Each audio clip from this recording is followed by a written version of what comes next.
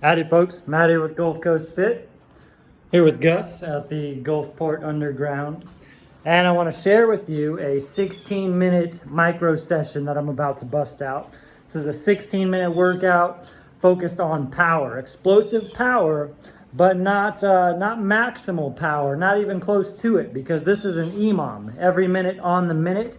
It's a 16-minute EMOM. So in 16 minutes, I'm really going to get a solid workout focusing on very athletic movements. I've got a triplet, 3 exercises every minute on the minute. This combination is technically, it's a complex because I'm not putting the weight down in between exercises. So check it out here. This is an alternating 16-minute EMOM.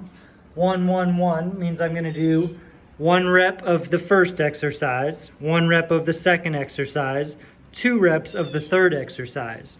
My first exercise is a power snatch from the ground. It's a power snatch because I don't receive the dumbbell in a full squat. I receive it above the what would be a squat, above parallel, femurs above parallel to the ground, and you'll see that in action. A hang snatch, so then I'll do another snatch, but instead of from the ground, it's from a hanging position, a little faster, a little quicker, more explosive, for me at least. And then I'll finish it off with some overhead work, specifically with 2 push presses. And so that's the complex. 1 power snatch from the ground, that's a ground to overhead movement in 1 swift, full body triple extension movement pattern. A hang snatch, similar to the power snatch, but abbreviated, not from the ground. And then 2 push presses, where I dip and use a lot of leg and hip generated power to get the dumbbell back up over my head. It's like an overhead press, but you use some leg drive. Anyway, you're familiar with push presses. So a couple things about this alternating 16-minute EMOM. Alternating means 1 minute I'll do the right side, 1 minute I'll do the left side. That way, it shouldn't take very long. Doing those 4 reps might take me 10 seconds, 15 seconds if I'm really taking my time. I want to have adequate recovery and a favorable work to rest ratio so that I'm resting much more than I'm working, so that I can give these exercises some oomph. Again, I'm doing this for explosivity. Now, if I'm doing so much work and working for a duration to where I'm really huffing and puffing, and I'm pre-fatigued going into my set to the point where I'm not very explosive off the ground or from the hang or from the leg drive, then I'm not getting what I want out of this, which is power output. So that's why 1 minute I'll do right arm, 1 minute I'll do the left arm. I'm going to double ramp, which means I'm going to include a warm-up here. You'll see I've got different weights here, 30, 40, 65, that's 75.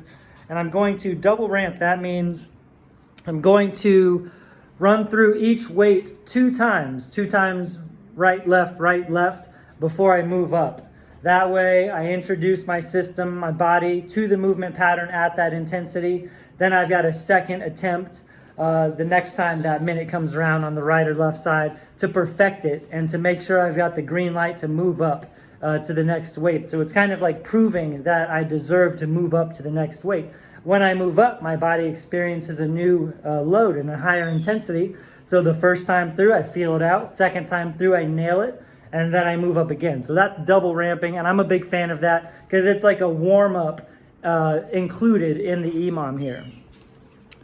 Also, a couple of reasons behind my workout. Generally, the physical capacities I'm going for here are power generated vertically.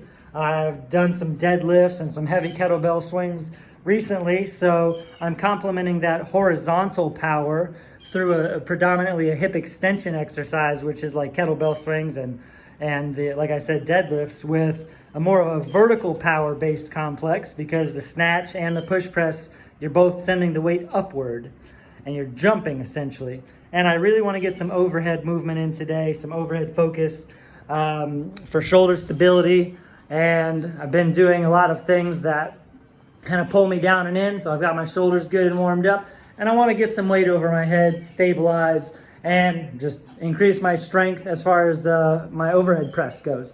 And I like to use push presses to help increase my overhead strength, because with a push press, you're using your leg drive, you're dipping, driving the weight up. So you're able to more effortlessly get a heavy load above your head, which gives you the opportunity to do an eccentric phase at a load that maybe you're not feeling up to or not capable of doing a strict press. So you can always push press more weight over your head than strict press. Now you've got the benefit of having a heavier load over your head than you would normally experience. So you get to do an eccentric lowering phase of that heavy load, which it's kind of an overload principle there. It's going to make you stronger for being able to push weights up when you've experienced heavier loads, lowering it down. Just like doing pull-up negatives. If you can't quite do pull-ups, then jumping up, doing a jump pull-up or maybe a band-assisted pull-up up, and then controlling the negative down slowly will help strengthen the concentric phase dramatically. Let's see if you can see me here. Man, it's time to bust this out. Double ramping, single-sided dumbbell complex. This is going to be a 16-minute workout. Hopefully I've got enough memory on my phone for that. This is one that I would certainly recommend folks trying out if you've got access to dumbbells at home. You don't have to go heavy. It's really about the movement pattern, greasing the groove, and perfecting the technique. And that in and of itself is a big enough benefit to give this a go. And maybe you add reps. If you've got a light weight, then maybe you do 2 snatches, 2 hang snatches, and 4 push presses, something like that. I'm going heavy enough to where I'm only going to do 1, 1, and 2. All right, go time. Let me make sure you're still on. Yeah. All right, starting with the 30. Fans on me. Chase the skeeters away. All right, first a hang or a power snatch from the ground. Minute 1. Start with my left side.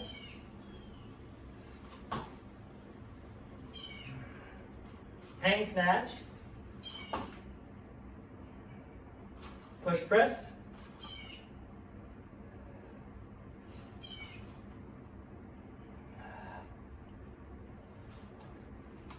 All right, that took me 20 seconds. Don't want it to take any longer than 20 seconds. If I've got a 1 to 3 work to rest ratio, that's acceptable. Might try to speed that up to about a 1 to 4 work to rest ratio, because when I'm handling heavier loads, 1 to 3 really isn't much time at all to allow your nervous system to recover if you're trying to go heavy. I'm going fairly heavy today. 10 seconds. Going to switch to the right side. Very important to start on time on an EMOM.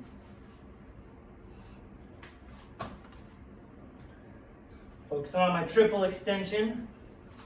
Ankles, knees, and hips fully extend.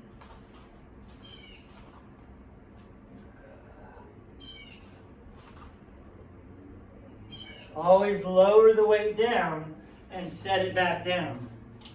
Once you're done with your complex, sometimes you think, oh, I'm done with it.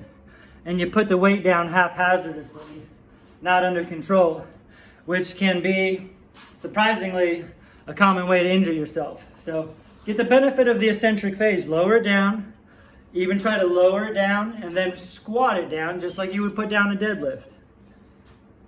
So I'm going to hit the 30 again. And what I'm going to do here is go, and I'm going to do my right side again, even though I just did it. I'm going to keep switching left, right, right, left, left, right, right, left. And I have my own reasons for that. I'll explain. Here we go.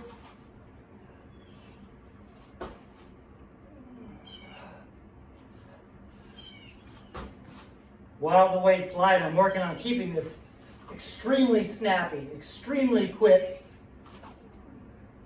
This weight's yanking me up off the ground, and that's how I want it to be. Because that's how fast I need to move when the weight's heavier. The weight's not going to move as quickly, and it might not jerk me off the ground, but that's always the mindset in a powerful Olympic variation exercise. And the reason I'm switching right, or left, right, then right, left, right, left, is so one side is not always more fresh and one side more fatigued when I'm running through this. switch which side I do first. Gives me a little benefit of performing the exercises when one side is a little more fatigued and the other side's a little more fatigued. Here we go.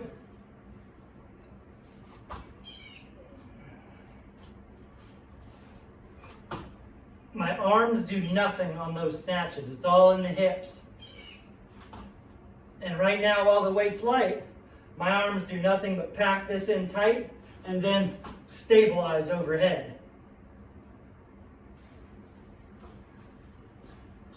The more you can feel like you're doing snatches, or cleans for that matter, but snatches and these push presses in absence of using your arms, you're doing them more correctly, more efficiently, and more powerfully.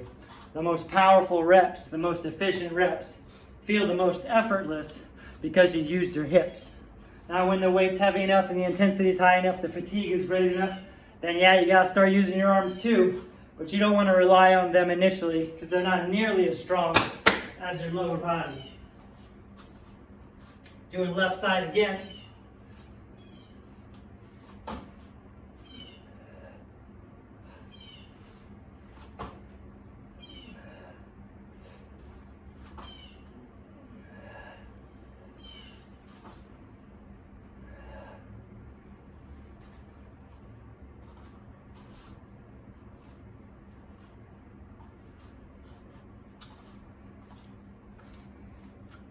Oh, just realized I did a 5th round, 5th minute with that 30.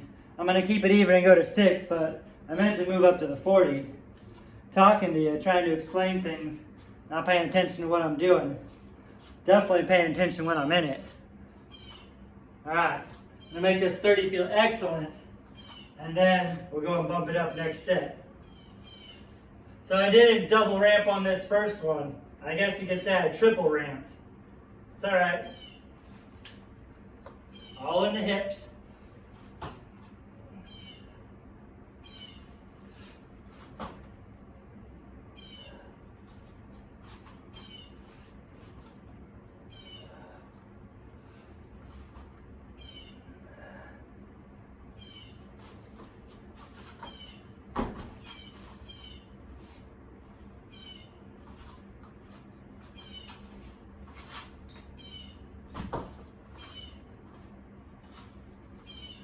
One thing, I'm doing these power movements, these Olympic variations, on thick mats because it actually shock absorbs some of the power I'm putting into the ground, kind of robbing me of some of my power as opposed to if I was on a hard surface.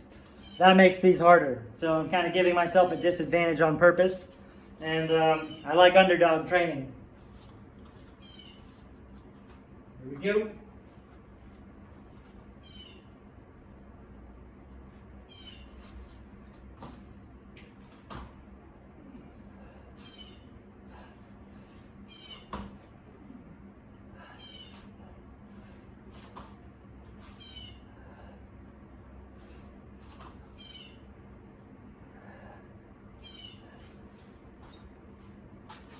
Now, one thing is, typically an EMOM is a template designed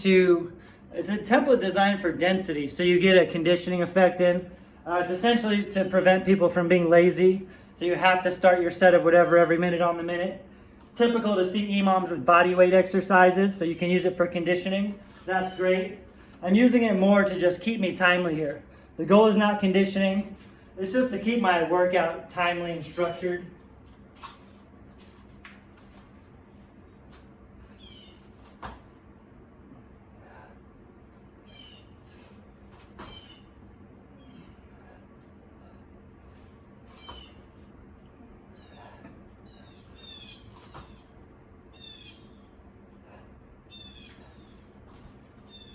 Now I'm definitely taking advantage of using a dumbbell for these push presses instead of a barbell by taking a neutral grip.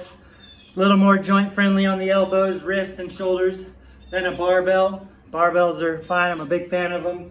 But when in Rome, when you're using dumbbells, use that freedom, and a neutral grip is typically the most joint friendly type of grip. Left side again. Jumping as hard as I can, still trying to get this to yank me up off the ground.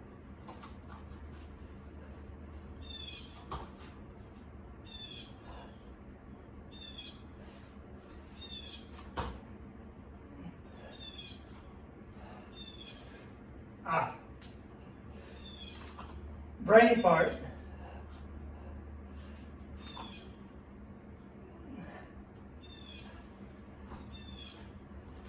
Now my overhead mobility is not the best today. Just got done paddling, and I'm paddling really tightens my lats, my internal rotators, and I did a fair amount of warming up. But a dumbbell, again with being joint friendly, you see when I snatch or push press, I'm leaning a little bit. That's a benefit of having a dumbbell. I don't have to stay vertical with my spine, forcing myself to stay in that position like I would with a barbell. Dumbbell kind of allows me to get off axis a little bit so that I can do these safely.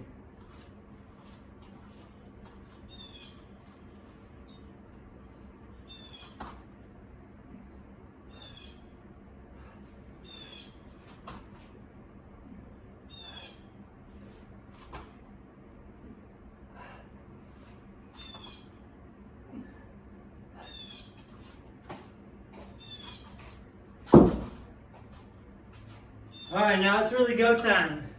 I got 10 minutes of double ramping with the lighter weights. I have 2 lighter weights, 30, 40. Now I've got some kind of medium to heavy weights, 65. Then I'll probably move up to 70.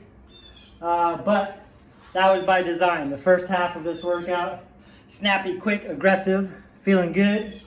And then moving up to the heavier weights. Now since I double ramped for too long, did two extra minutes on the 30. If I'm feeling good with that 75, I might take it past 16 minutes and take it to 18 minutes. Because that's what I'm waiting for, is that 75. All right, I'll give you a side view now. Back to the right side again. Oh yeah!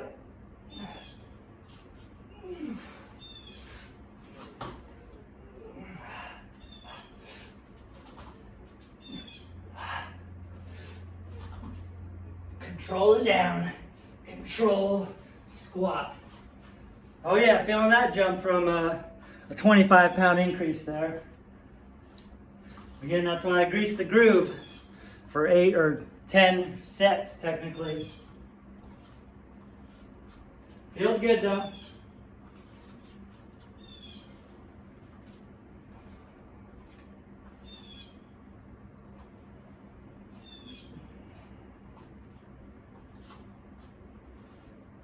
You can see the triple extension from this profile view.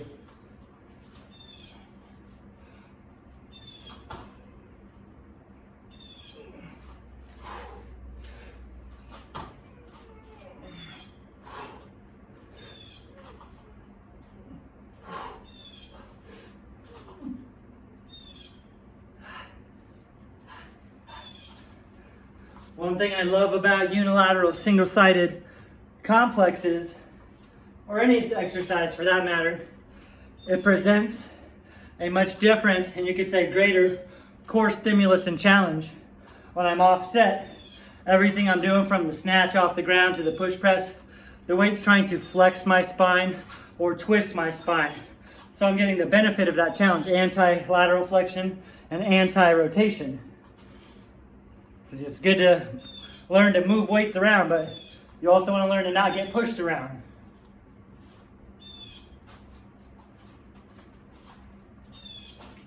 All right, big power, all in the hips. Oh yeah, good one.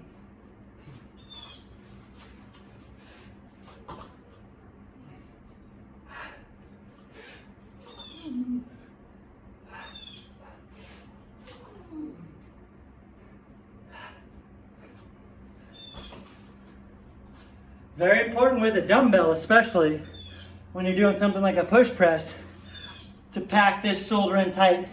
Scapula is locked in, triceps glued in, your forearm is vertically stacked, weight above your wrist. Wrist is straight, not bent in any direction, right above your elbow. So you're one with the dumbbell.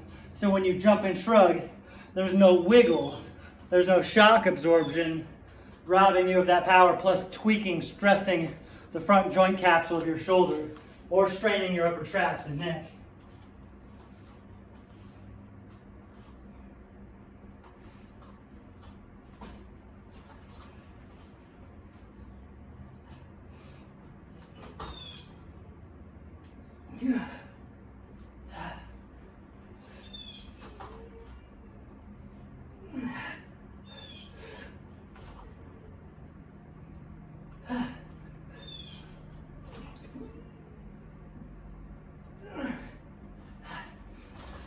You can probably see the shortcoming in my shoulder mobility because sometimes my ribs flare forward a little bit. I'm not going to get too cranky about that, but it's a good thing I'm using dumbbells so I can move the weight how I need to compensate for that and to get my center of mass under the weight as needed.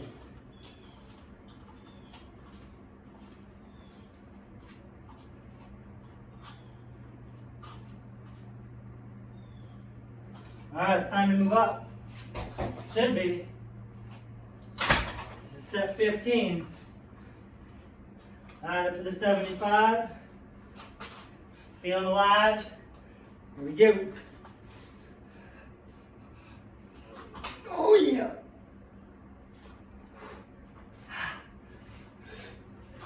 Oh yeah. Back it in tight.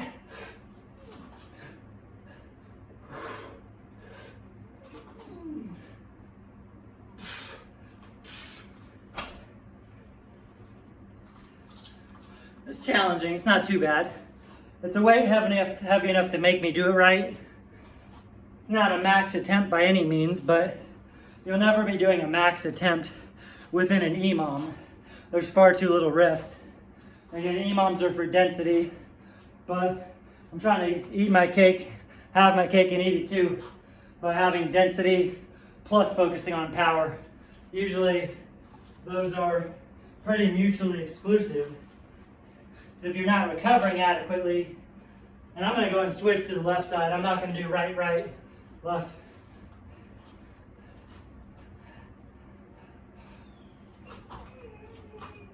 Oh.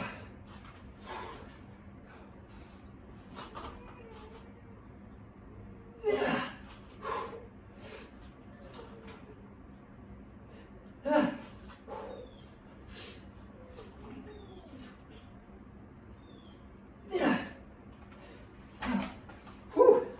Now when the weight's really heavy enough to challenge your anti-lateral flexion or anti-rotation, trying to keep your hips and shoulders level and your spine neutral, then you do have to push through the 1 foot a little harder to keep yourself symmetrical and level. I'm going to go ahead and take this EMOM to 18 minutes because I want to taste 4 sets, 2 on each side, with each arm with the 75.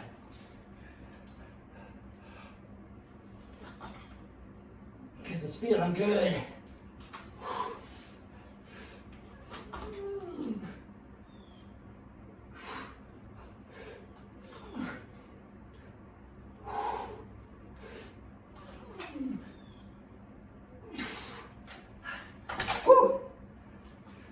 That was my 17th set. I'm going to take this and turn it into an 18-minute EMOM. Since I messed up, needed 2 extra sets initially with that light weight. Might have helped me out. Because this feels good.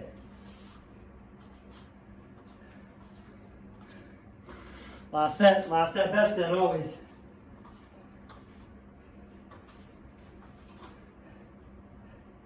And on the lefty. Left side, weak side, last set, best set.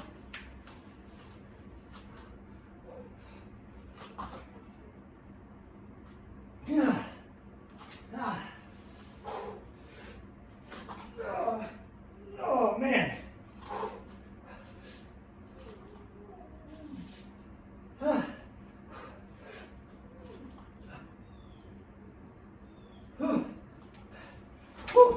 Now, not as clean as I wanted to finish.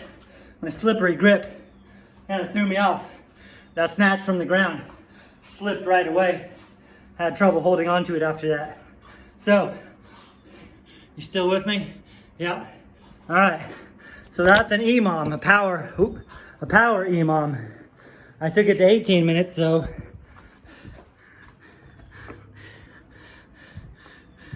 skirt. 18-minute EMOM. Now, not that this couldn't be 12 or 14 or 20 minutes, but for me personally, and what I think would benefit you all, 16 minutes. Try to stick with that. It was 16 for a reason. That way you get 4 sets, 2 sets on each side, right, left, as you double ramp up 4 weight tiers. So the first 8 rounds, first 8 minutes, or first 4 sets on each side are really the ramp up. And then your heavier tiered sets for the second half of the EMOM should challenge your form and technique. It's a lot of grease in the groove initially without wearing yourself out. That's why I had such a big jump, a 25-pound jump from my second weight to my third weight, because I want to feel sharp, feel like I'm on it, and then go time. Don't waste any more energy after that. So give something like that a go. Power snatch, hang snatch, push presses. Using dumbbells, those are appropriate exercises for anyone to try out. And if those are new exercises to you, simply use the EMOM to stay timely. Don't worry about how heavy you're going. Don't worry about trying to use this for conditioning and accumulating fatigue. That is an advanced method to use an EMOM. You can simply use it to stay timely and get a great workout, movement pattern practice, working on your power, explosivity, synergy, syncing up a lot of muscle groups at the same time. And there's really a lot of benefits to complexes or each of those movements in and of themselves. So give it a go and we'll see how it goes. See ya.